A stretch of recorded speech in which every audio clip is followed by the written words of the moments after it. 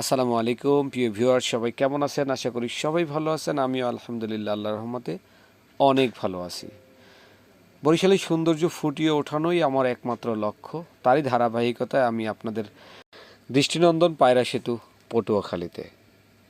পায়রা সেতু বাংলাদেশের একটি সড়ক সেতু যা পায়রা নদীর উপর নির্মাণ করা হয়। সেতুটির দৈর্ঘ্য 1470 মিটার, 4820 ফুট। এই সেতু নির্মাণের পর থেকে বরিশাল থেকে কুয়াকাটা পর্যন্ত 111.5 কিলোমিটার যাত্রাপথে ফেরি পারাপারের প্রয়োজন সমাপ্ত হয়।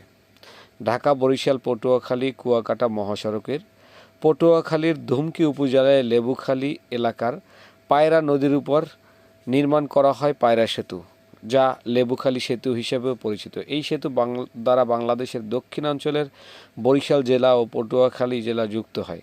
পটুয়াখালী ও রাজধানী ঢাকার মধ্যে সংযোগে এই সেতুটি গুরুত্বপূর্ণ।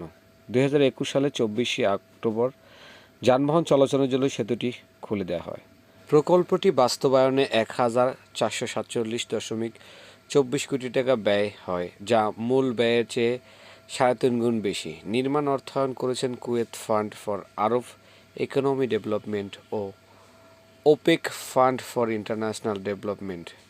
নির্মাণ কাজ করেছেন চীনের ঠিকাদার প্রতিষ্ঠান Longjian road and bridge construction. এছাড়াও প্রকল্পটি শেষ করতে নির্ধারিত সময়ের চেয়ে 5 বছর বেশি সময় লাগে। বিবরণ: বরিশ্বর পায়রা নদীর উপর নির্মিত পায়রা সেতুর দৈর্ঘ্য 1470 মিটার, অর্থাৎ 1.5 কিলোমিটারের কিছু কম। বাংলাদেশের দক্ষিণাঞ্চলের বরিশাল পটুয়াখালী জেলা যুক্তকারী এই সেতু 4 সড়ক বিশিষ্ট নদীর পানির উপর থেকে সেতুর অবস্থান 18.30 মিটার উচ্চতে। কর্ণফুলী সেতুর মতোই পায়রা সেতু 200 মিটার স্প্যান ব্যবহৃত হয়। এই স্প্যান দৈর্ঘ্য পদ্মা সেতুর স্প্যানের চেয়েও লম্বা। নদীর মাঝখানে মাত্র একটি পিলার ব্যবহার করা হয়।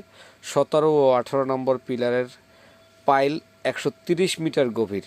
এটি দেশের নদীতে গভীরতম পাইল। উভয় পাড়ের 7 কিলোমিটার জুড়ে নির্মাণ করা হয় সড়ক সংযোগ এবং পিলারের পাশে স্থাপন করা হয় নিরাপত্তা পিলার। উপকেন্দ্রের মাধ্যমে সেতুর বিদ্যুৎ সরবরাহ করা হয়। এছাড়াও সৌর বিদ্যুতের ব্যবহৃত করা হয়। এই সেতুর স্বাস্থ্য পর্যবেক্ষণ ব্যবস্থা পুনঃস্থাপন করা হয়। এতে বজ্রপাত, ভূমিকম্প সহ প্রাকৃতিক দুর্যোগে কিংবা অতিরিক্ত পণ্যবোঝাই যানবাহন চলাচলে সেতুর কোনো ক্ষতির আশঙ্কা হলে আগেভাগেই সংকেত দিবে। দৃষ্টিনন্দন এই পায়রা সেতুটি এতটাই সৌন্দর্যবর্ধক যা পদ্মা সেতুর মতোই কিছুটা ভিউ প্রদর্শন করে। যাই হোক, আমি চেষ্টা করেছি দৃষ্টিনন্দন এই পায়রা সেতুর বিবরণ দিয়ে তার খুঁটিনাটি সকল ইনফরমেশন আপনাদের জানানোর। মূল কথা হচ্ছে, এই জায়গাটায় আপনি যখন আসবেন এই পায়রা সেতুতে, আপনার ভিউটা দেখেই আপনার মন চাবে কিছু সময়ের জন্য এখানে এসে ব্যয় করে কিছু কোয়ালিটি সময় স্পেন্ড করার জন্য। আসলে কোয়ালিটি টাইম স্পেন্ড করার জন্য এর চাইতে ভালো প্লেস আসলে হবে না। আপনি সেতুতে হাঁটতে হাঁটতে চাইলে আপনি পার হতে পারবেন, কারণ এখানে অনেক মানুষই দেখতেছিলাম হাঁটতেছিল। যদিও বৈধতা আছে কিনা সেটা জানা নেই, তারপরেও আমি দেখালাম, যার কারণে ভিত্তিতে আপনাদের বলতেছি। আপনার হাঁটারও মনে হয় অনুমতি আছে।